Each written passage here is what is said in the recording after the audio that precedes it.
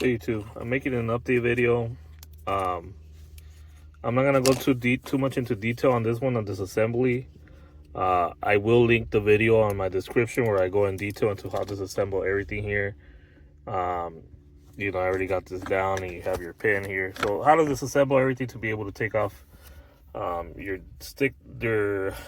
your shift knob, and then be able to pry this up to be able to take out that panel. I already have a video, so I'll link it in the description. I don't want to waste too much time.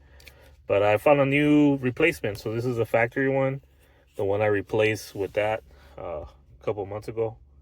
And recently, as of recent as last month, I got my wife to switch to a dongle. But now what we're having is she did use this for about almost a year and a half now, going almost on 2 years. Forget when I uploaded the video, but yeah. So I found a new solution. So this is the factory, right?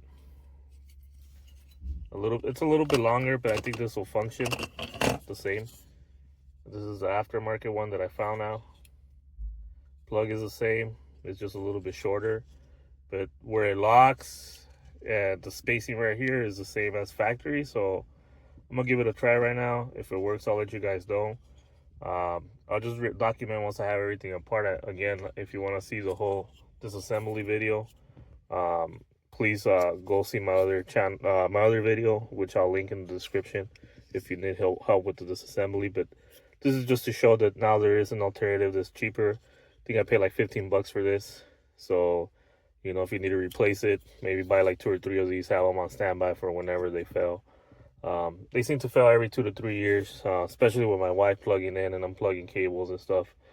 And it just doesn't last that long. But let me go ahead and try it out. I'll let you know.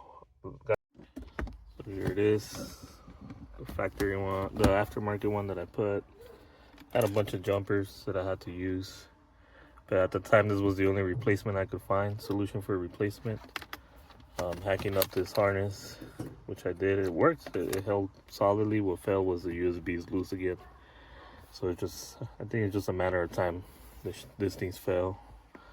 But yeah, so technically that one jumped, gave you an extra USB port. I had to tap this one as well, and then jump another one to this. So I jumped this to the connector. So to this connector. All right, that's where I jumped it, and then from that one came the one that goes into that connector, replacing this one, again feeding this one for the secondary charger. But none of that's necessary now, so I just kind of already plugged it back in. And to release this, again, you just put pressure on the sides and push it forward. So you put pressure on these two sides, as you'll see right now when it pops out. This and this side, and then you push forward. It comes out, so I'm gonna just feed it out right now and feed the new one back in.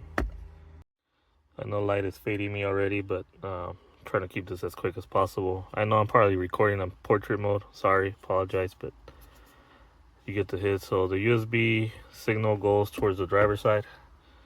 I'm gonna slide it in like this, and I'm gonna do that right here. Let me just guide it in. So I put it in there and then just push it. You hear it snap into place, so it works. It's grabbing on. Let me just connect the cable, see if it reaches. So this is a factory cable, no more jumpers. So I just gotta line it up over here. Trying to get that in. Ooh, hard to do this behind the scope of the camera, but there you go. There you go. Connects. All we got left to do now is test it. So I'm gonna go ahead and slide it back in. I forget how you have to slide this in. It has to go into these tubbies, I think.